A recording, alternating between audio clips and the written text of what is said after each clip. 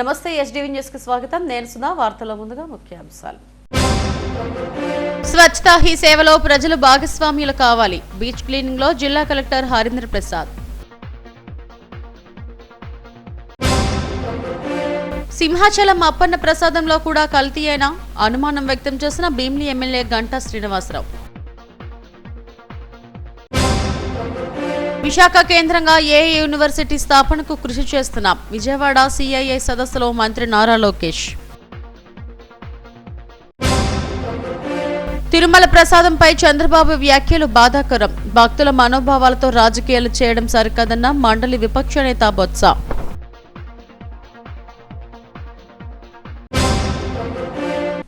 అంతర్జాతీయ తీర పరిశుభ్రత దినోత్సవం సందర్భంగా ఆర్కే బీచ్ లో స్వచ్ఛతా హీ సేవ నిర్వహించారు. Collector Harindra Prasad, coast guard ఉన్నతాధికారులు, విద్యార్థులు బీచ్ పరిసరాలను శుభ్రం చేశారు. కేంద్ర ప్రభుత్వం ప్రతిష్టాత్మకంగా నిర్వహిస్తున్న స్వచ్ఛతా హీ పక్షోత్సవాలు విశాఖలో పెద్ద ఎత్తున నిర్వహిస్తున్నారు. తీర ప్రాంతాన్ని శుభ్రం చేసే పనిలో ఇండియన్ కోస్ట్ గార్డ్ అధికారులు, సిబ్బంది చురుకుగా పాల్గొన్నారు. అంతర్జాతీయ తీర పరిశుభ్రత దినోత్సవం సందర్భంగా ఆర్కే బీచ్ తీర ప్రాంతంలో collector Harindra Prasad, coast guard అధికారులు విద్యార్థులతో కలిసి శుభ్రం చేశారు. తీర ప్రాంతంలోని ఎక్కడికక్కడ చెత్తను ఏరివేశారు. విద్యార్థులు ప్రదర్శించిన సాంస్కృతిక కార్యక్రమాలు అలరించాయి. ఇండియన్ కోస్ట్ గార్డ్ రూపొందించిన సైకత శిల్పం అందరినీ అలరించింది.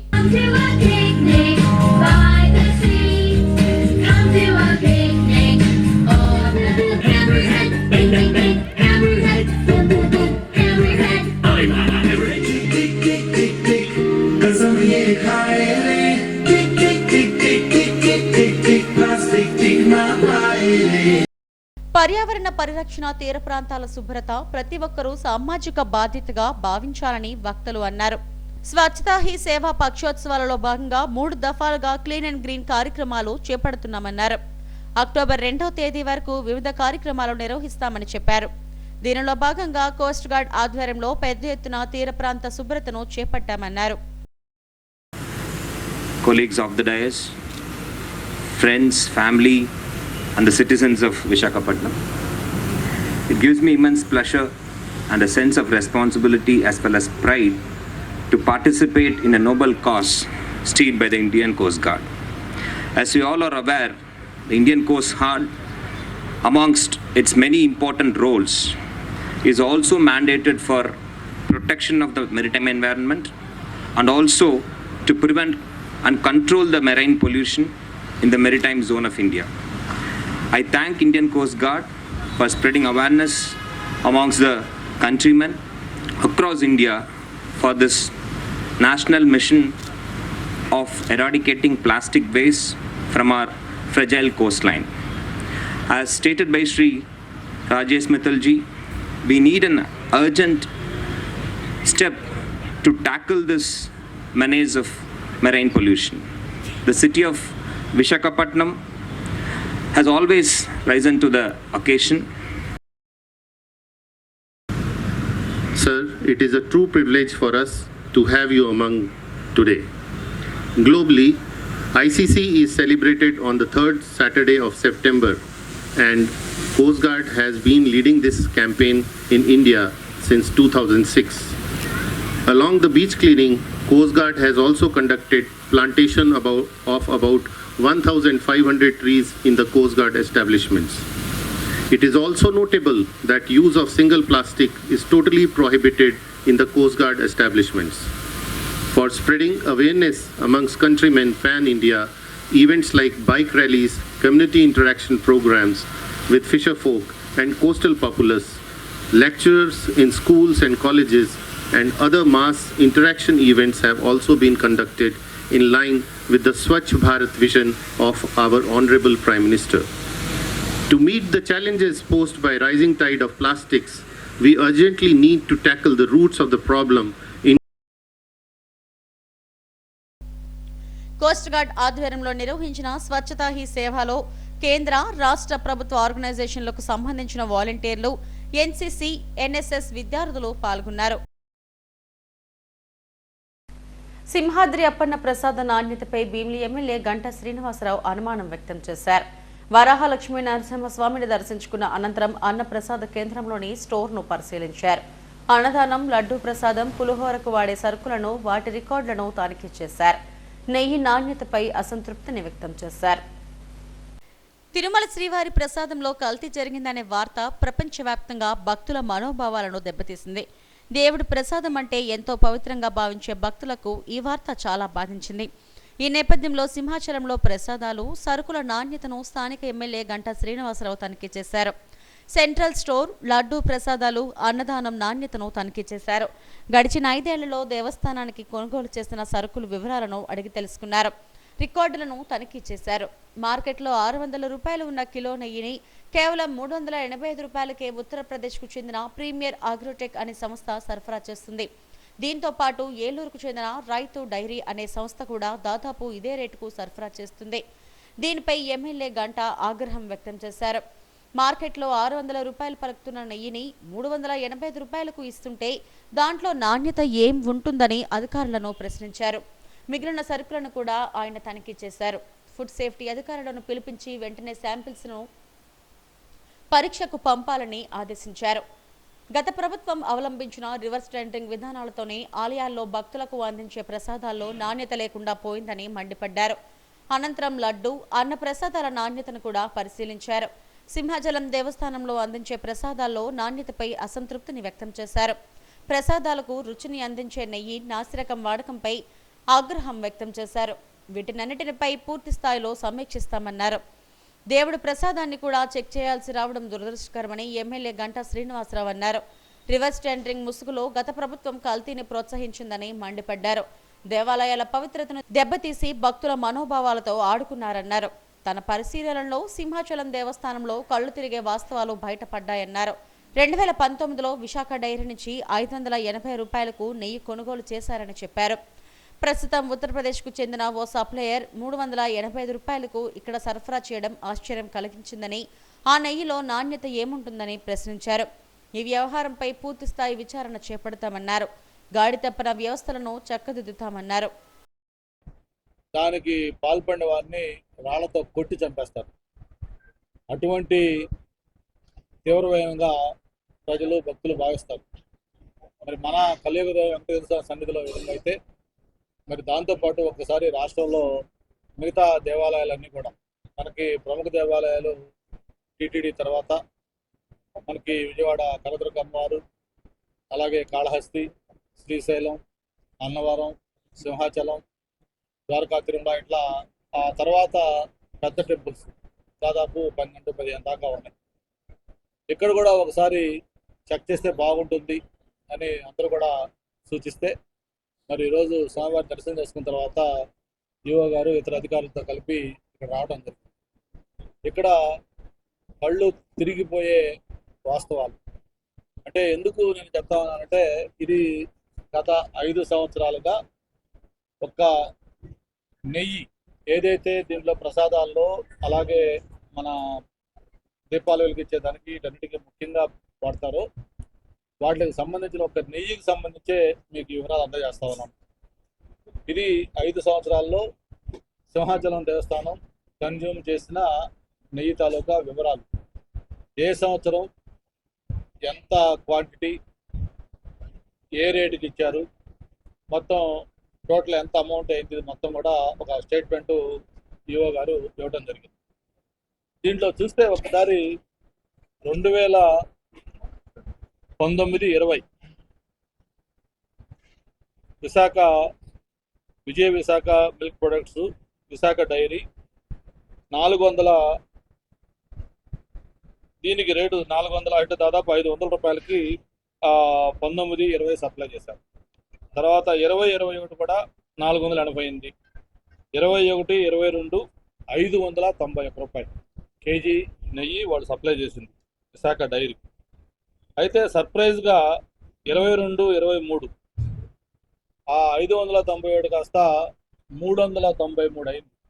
అంటే ఇది ప్రపంచంలో ఎక్కడా మనం చోట్ల ఒక పక్క ధరలు ఆకర్షణ కట్టుతుంటే, ఇక్కడ సింహాచలం దేవస్థానానికి సప్లై చేసిన నెయ్యి మాత్రం సడన్గా 591 నుంచి 393కి 200 రూపాయల కేజీకి తగ్గించి, అది కూడా premier Agrotech foods private limited Uttar Pradesh నుంచి. అంటే ఇక్కడ మనం అర్థం చేసుకోవాల్సింది ఏంటంటే విశాఖ డైరీ ఇక్కడి నుంచి పక్కనే ఒక 20 కిలోమీటర్ దూరంలో ఉన్న విశాఖ డైరీ 591 రూపాయలకి ఇస్తే ఎక్కడో ఉత్తరప్రదేశ్లో ఉన్న ఆగ్రోటెక్ కంపెనీ అనేవాడు 391 రూపాయలకి అన్ని వేల కిలోమీటర్ల నుంచి వాడు సప్లై చేస్తున్నాడు. సరే అది అయిపోయింది. మళ్ళీ 2023-24 లేటెస్ట్ 385 రూపాయలు ఈయన రైతు డైరీ తూర్పుగోదావరి జిల్లాట. అదే సంవత్సరంలో మళ్ళీ సూర్యకుమారి ఏజెన్సీస్ 529 రూపాయలకి ఒక 6 months ఆయన సప్లై చేశారు. అదే సంవత్సరం మళ్ళీ 529 కాస్త 385. అంటే ఇక్కడ నేను ఏళ్ళ కూడా తప్పుట్టు ఉపయోగం లేదు. ఎందుకంటే యథా రాజా తథా ప్రజ. ఈరోజు వ్యవస్థల్లో మొత్తం కూడా నాశనం చేసిన ఒక ముఖ్యమంత్రి హయాంలో ఆ రివర్స్ టెండరింగ్ అనే ఒక పిచ్చితోటి నేనేదో చాలా నీతిమంతుడిని, నేను చాలా ఆదా చేస్తున్నాను అని ఒక పేరు తెచ్చుకోవాలంటే ఒక దుఃఖతోటి వ్యవస్థలను మొత్తం కూడా నాశనం చేశారు గత ప్రభుత్వం. ఈరోజు మార్కెట్లో ఎక్కడ ఒక మామూలు వ్యక్తులైనా కూడా ఒక ప్యూర్ గీ ఎంత అంటే 600-700. నేను ఇప్పుడే లోపల పూజారులను అడిగాను పండితులు. ఈ మధ్య అక్కడ నరసింహస్వామి యాగం చేస్తే వాళ్ళు రాజస్థాన్ నుంచి నెయ్యి తెప్పించారంట. ఎంత తెప్పించారు స్వామి అంటే కేజీ 1400 రూపాయల లెక్కన వాళ్ళు రాజస్థాన్ నుంచి నెయ్యి తెప్పించారని చెప్పారు వాళ్ళు చేసిన యాగానికి. ఒక పక్క ఈరోజు జగన్మోహన్ రెడ్డి మొత్తం రాష్ట్రంలో ఉన్న డైరీలు అన్నిటి కూడా కిల్ చేయాలి, నాకు అమూల్ అనేది ఒక ప్రపంచ స్థాయి సంస్థ, అటువంటి అమూల్కే మొత్తం రాష్ట్రం మొత్తం అప్పగిస్తున్నా అని చెప్పని అండమాగ్నెట్గా అమూల్కి అప్పగిస్తే, ఇప్పుడు నేను వచ్చేటప్పుడు అమూల్ వాళ్ళతో కూడా మాట్లాడాను. నెయ్యి ఎంత ఉందయా మీ దగ్గర కేజీ అంటే వాళ్ళు కూడా 600 చిల్లర అమూల్ వాళ్ళు చెప్పారు, 640 రూపాయలు చెప్పారు. అంటే ఒక పక్కనే ఉన్న విశాఖ డైరీ 600 రూపాయలు, అమూల్ అయితే 640 రూపాయలు, మన పండితులు చెప్పినట్టుగా బయట ఇచ్చేస్తే 1400 రూపాయలు. మార్కెట్లో ఎక్కడన్నా ఇది తీసుకుంటే 1000 రూపాయల పైన నెయ్యి ఉంటే 340 రూపాయలకి నెయ్యి సప్లై చేస్తారంటే వీళ్ళు ఏ విధంగా దీన్ని అంగీకరించి దీన్ని ఆ కల్తీ నెయ్యిని ఈరోజు ప్రసాదాలకి, దేవుడి దగ్గర దీపాలకి ప్లస్ ఇవన్నీ కూడా వాడి ఏ విధంగా భక్తుల మనోభావాలని ఈ విధంగా దెబ్బతీస్తారో అందరం కూడా ఒకసారి ఆలోచించాల్సిన అవసరం ఉంది. తిరుమల ప్రసాదంలో కల్తీ జరిగిన నేపథ్యంలో రాష్ట్రంలోని ప్రముఖ దేవాలయాల్లో నాణ్యతపై ప్రభుత్వం దృష్టి సారించింది. వాడుతున్న సరుకులు, సరఫరాదారులు తదితర అంశాలపై ఆరా తీస్తుంది. భక్తులకు నాణ్యమైన ప్రసాదాన్ని అందించేలా చర్యలు చేపట్టేందుకు సిద్ధమైంది. ఐఎస్బీ మోడల్లో ఆర్టిఫిషియల్ ఇంటెలిజెన్స్ యూనివర్సిటీ స్థాపనకు తమ ప్రభుత్వం కృషి చేస్తుందని మంత్రి నారా లోకేష్ అన్నారు. విశాఖ కేంద్రంగా ఐటీ, డేటా సెంటర్, ఏఐ పెట్టుబడుల కోసం ప్రయత్నాలు చేస్తున్నామన్నారు. 4వసారి ముఖ్యమంత్రి అయిన చంద్రబాబు మొదటిసారి సీఎం అయినట్లుగా కసితో పనిచేస్తున్నారని తెలిపారు. పెట్టుబడుల కోసం ఈజీ అప్ డూయింగ్ బిజినెస్ కాకుండా స్పీడ్ అప్ డూయింగ్ బిజినెస్ అనే నినాదంతో తమ ప్రభుత్వం ముందుకెళ్తుందన్నారు. విజయవాడలో జరిగిన సిఐఐ సమావేశంలో ఆయన కీలక ఉపన్యాసం చేశారు. రాబోయే 6 నెలల్లో ప్రగతికి సంబంధించిన అనేక అంశాలను రాష్ట్ర ప్రజలు చూడబోతున్నారన్నారు.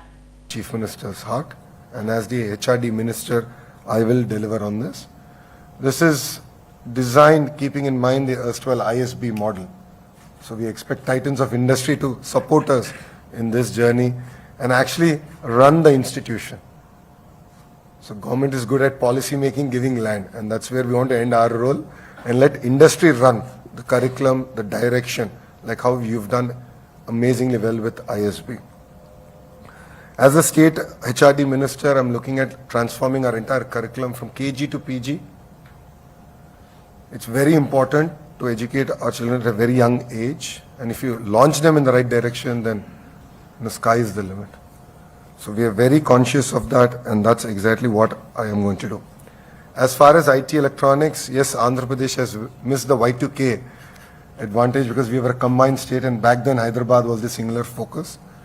As far as IT investments, the data center investments, AI investments, our focus area is going to be Visakhapatnam, no second thoughts about it, and we will not miss this bus. So next 6 months, you will hear a lot of announcements coming about as far as data centers and the entire AI harnessing. TTD laddu ప్రసాదంపై చంద్రబాబు వ్యాఖ్యలు దారుణమని శాసనమండలి విపక్ష నేత బొత్స సత్యనారాయణ అన్నారు. Beach రోడ్లోని party కార్యాలయంలో ఆయన మీడియాతో మాట్లాడారు. ముఖ్యమంత్రి స్థాయి వ్యక్తి లడ్డూలో కల్తీనై వాడారంటూ ఆరోపణలు చేయడం సరికాదన్నారు. కోట్లాది మంది ప్రజల మనోభావాలతో రాజకీయం చేస్తున్నారని మండిపడ్డారు. నిజాలు నిక్కుదేల్చిన తర్వాత మాట్లాడితే బాగుంటుందన్నారు. ఆరోపణలపై సీబీఐతో గానీ న్యాయ విచారణ చేపట్టాలని కోరారు. తప్పు జరగలేదని తేలితే చంద్రబాబు ప్రజలకు క్షమాపణ చెప్పాలని డిమాండ్ చేశారు. సూపర్ 6 పథకాల డైవర్షన్ కోసమే ఇలాంటి రాజకీయాలు చేస్తున్నారన్నారు. ఈ సమావేశంలో మేయర్ గొలగాని హరివెంకట కుమారి, జెడ్పీ చైర్పర్సన్ సుభద్ర, ఎమ్మెల్సీలు కళ్యాణి, కుంభ రవిబాబు తదితరులు పాల్గొన్నారు. నేను నాతో పాటు జిల్లా పరిషత్ చైర్మన్ గారు సుభద్ర గారు, నాతో పాటు మరి మా మేయర్ గారు హరికుమార్ గారు, మా రవిబాబు గారు, అలాగే కళ్యాణి గారు, ఎమ్మెల్సీ అందరం కలిసి, ఇంకా రవిబాబు కూడా మన రవీంద్రబాబు కూడా అందువేలు ఉన్నారు, ఆయన కూడా వస్తున్నారు. విషయం ఏంటంటే ఈ రాష్ట్రంలో ప్రభుత్వం వచ్చి నిన్నటికి 20వ తారీఖుకి 100 రోజులు దాటింది. 100 రోజులు పరిపాలన నేపథ్యంలో సందర్భంలో ముఖ్యమంత్రి గారు, వారు కూటమికి చెందిన డిప్యూటీ సీఎం గారు, వారితో పాటు భారతీయ జనతా పార్టీ అధ్యక్షులు ముగ్గురు కలిపి వాళ్ళతో పాటు అధికార పార్టీ వర్కింగ్ ప్రెసిడెంట్ నలుగురు కలిపి ఓ సమావేశాన్ని పెట్టారు. సిఆర్పి సమావేశం.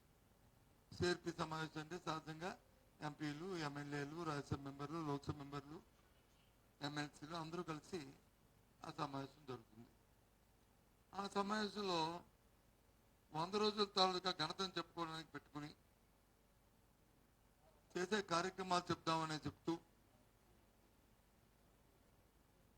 ముఖ్యమంత్రి గారు మాట్లాడినప్పుడు ఒక మాటను ఆయన మాట్లాడారు. చాలా దురదృష్టకరం, చాలా అభ్యంతరకరం. అలాంటి అనుచితమైన మాటలను వచ్చి అలాంటి ఉన్నత స్థానంలో ఉండి ప్రజలతో ఎన్నుకోబడిన మరి ఆ వ్యక్తులు మాట్లాడే మాటలు కాదు. దాన్ని తీవ్రంగా ముందు ఆక్షేపిస్తున్నాం, దాన్ని ఖండిస్తున్నాం. ఇలాంటివి సభ్య సమాజంలో ప్రజలతో ఎన్నుకోబడిన ప్రభుత్వాలు ప్రజల మనోభావాలతో ఇది రాజకీయాలు చేయడం అనేది సమంజసం కాదు. ఆ విషయం ఏంటంటే మీకు తెలుసు, ఈ మన రాష్ట్రంలోనే కాకుండా దేశంలోనే కాకుండా ప్రపంచం యావత్తు మనందరం ఆరాధ్య దైవంగా భావిస్తున్న మన శ్రీవారు సాక్షాత్ వెంకటేశ్వర స్వామి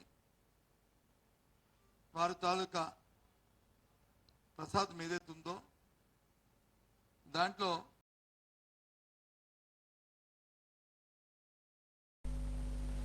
తిరుమల లడ్డు పవిత్రతను దెబ్బతీసే వారిపై చర్యలు తీసుకోవాలని కోరుతూ జీవీఎంసీ గాంధీ విగ్రహం ఎదుట ధర్నా నిర్వహించారు.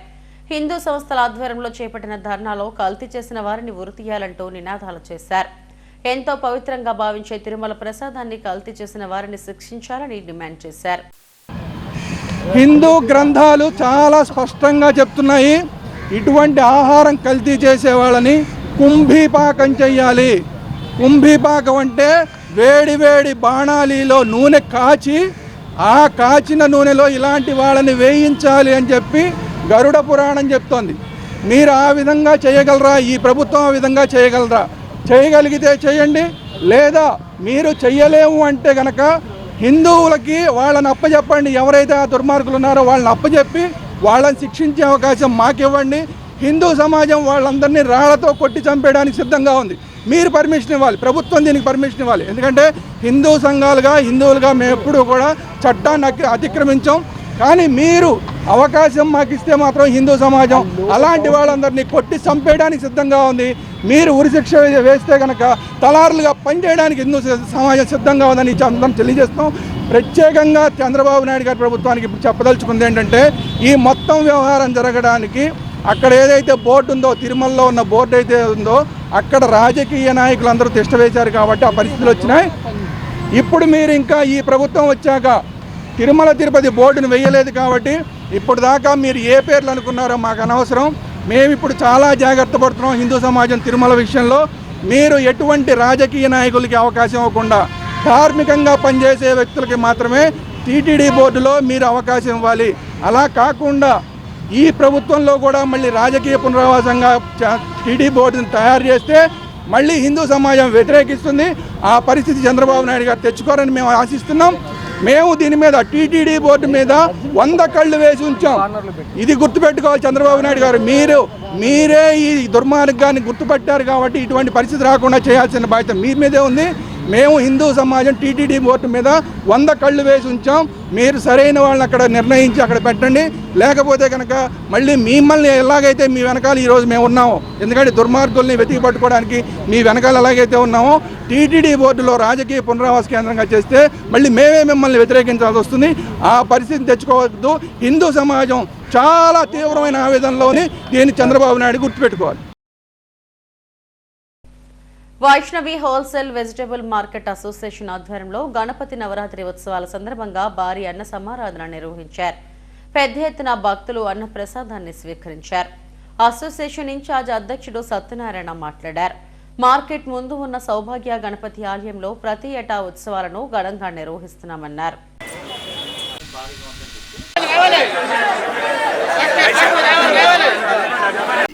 విశాఖపట్నం తలమానికంగా బొమ్మ పెద్దది పెట్టుకుని తలమానికంగా చేసుకుని సంతర్పణ సుమారు 10,000 మందికి చుట్టుపక్కల ఊర్లో ఉన్న గ్రామాలు అల్లిపురం అనగా, జ్ఞానపురం అనగా, కొబ్బరిదండ అనగా, కల్లుపాకలు అనగా ఇలా చుట్టుపక్కల అల్లిపురం తదితర గ్రామాలు చుట్టుపక్కల గ్రామాలకి 10,000 మందికి అన్నదానం చేయాలని సంకల్పంతో ప్రతి సంవత్సరం మా హోల్సేల్ వెజిటబుల్ మార్కెట్ యాజమాన్యం తరపున మేమందరం ఈ కార్యక్రమం చేస్తాం. ఈ కార్యక్రమానికి రాజకీయ నాయకులవని, మీడియా వాళ్ళని, ప్రజలవని అందరూ మా అందరికీ సహకరించి ఈ కార్యక్రమం ముందుకు తీసుకెళ్తారు. ప్రతి సంవత్సరం ఈ మార్కెట్ అభివృద్ధి చెందుతూ ఈ సంతర్పణ ఇంకా పెంచుకుంటూ మేము ఇంకా ముందుకు వెళ్ళాలని కోరుకుంటున్నాం. ఇది జనాలందరూ ఈ కార్యక్రమం విజయవంతం చేయాలని కోరుకుంటున్నాం.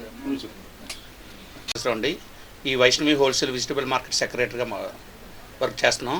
అదేవిధంగా వినాయక చవితి 7/9/2024 ఈ నెల స్టార్ట్ చేసాం. ఆ రోజు కూడా అన్న సందర్పణ ఇంచుమించుగా 2,000 మందికి స్టార్ట్ చేసాం. అదేవిధంగా ప్రతిరోజు స్వామివారి ప్రసాదాలు అందరికీ భక్తులందరికీ అందజేస్తూ మంచి సాంస్కృతిక కార్యక్రమాలతో మన వినాయక చవితిని ఈరోజు 10,000 మంది వరకు అన్నసంతర్పణ చేసాం ఆల్రెడీ.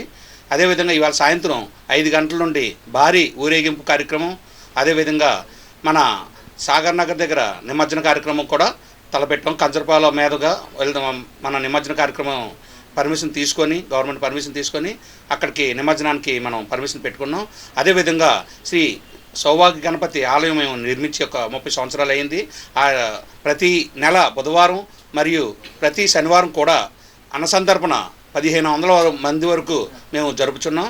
అదేవిధంగా భక్తులందరూ వచ్చేసి తమ ఎప్పుడైనా సరే పుట్టినరోజుకి కానీ, పెళ్లి రోజుకి కానీ, అదేవిధంగా పెద్దల జ్ఞాపకార్థం కూడా ఎవరైనా వచ్చి మనం కమిటీ వారిని సంప్రదిస్తే వాళ్ళ పేరును కూడా మేము అన్నదాన కార్యక్రమం చేయడానికి సిద్ధంగా ఉన్నాం. సెలవు తీసుకుంటాం. అదేవిధంగా మన ఈ మార్కెట్కి చాలా ట్రాఫిక్ సమస్యలుగా ఉన్నాయి. మన మార్కెట్ ముడసలావు రోడ్డు కానీ, అడివారం రోడ్డు కానీ వెళ్ళేందుకు మన ఎమ్మెల్యే గారు ప్లేస్ కూడా చూస్తున్నారు. అదే ప్రాసెస్ కూడా జరుగుతుంది. అదే మేము వెళ్ళడానికి కూడా సిద్ధం. ఈ మార్కెట్ ఉంటూ అది డంపింగ్ కోసం ఇంకో 10 ఎకరాలు ఎమ్మెల్యే గారు ఇస్తారనేసి కోరుకున్నారు. ఏరాడ బీచ్లో విదేశీ పర్యాటకులకు పెను ప్రమాదం తప్పింది. ఇటలీ నుంచి వచ్చిన పర్యాటక బృందం ఏరాడ సముద్ర తీరంలో స్నానం చేస్తుండగా ప్రమాదవశాత్తు లోతులోకి వెళ్లిపోయారు. దీంతో అక్కడున్న లైఫ్ గార్డ్స్ రంగంలోకి దిగి వారిని కాపాడారు.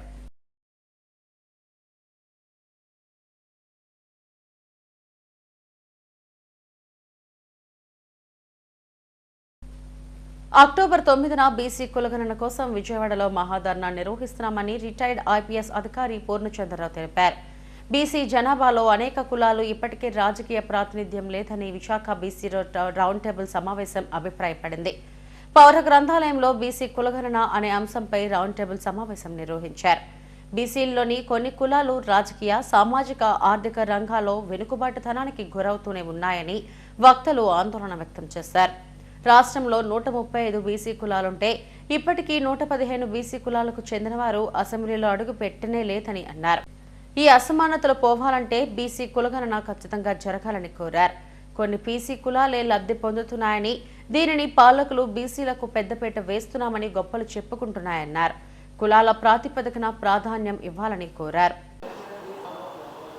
ఈ రెడ్ల పాలన 1983 వరకు సాగింది. 1983 నుంచి కమ్మల పాలన స్టార్ట్ అయింది.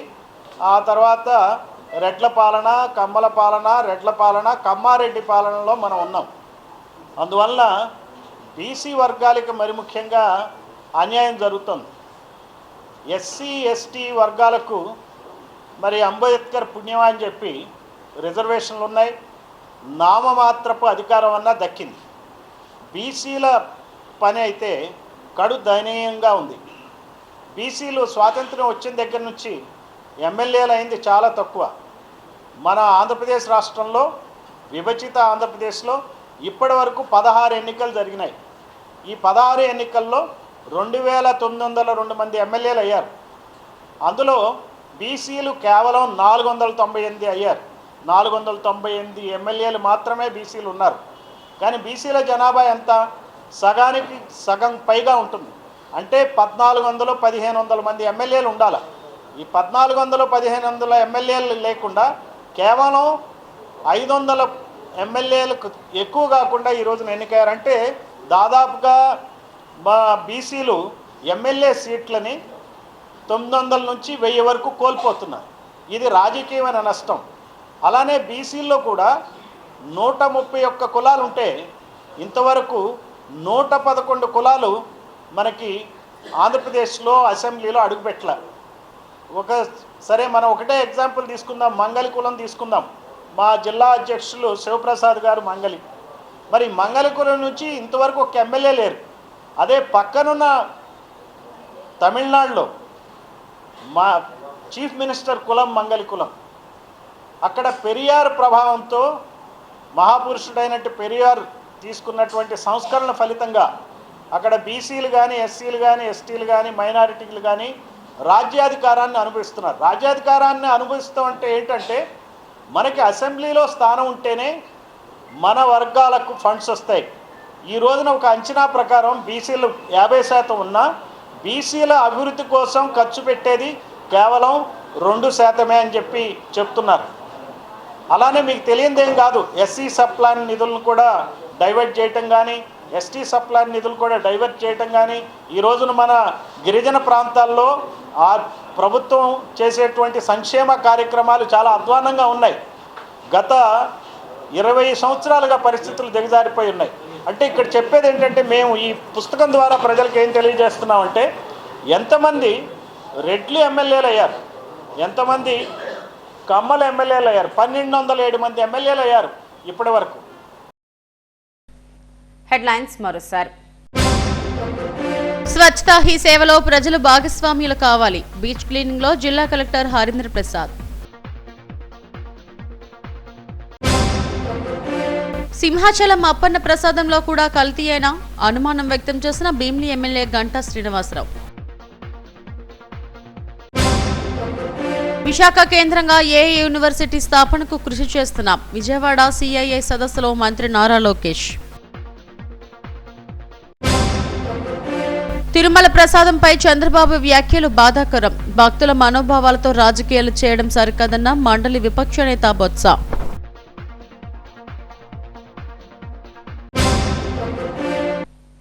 ఈ వార్తలు ఇంతటితో సమాప్తం. మరిన్ని వార్తా విశేషాల కోసం చూస్తూనే ఉండండి SDV న్యూస్. నమస్తే.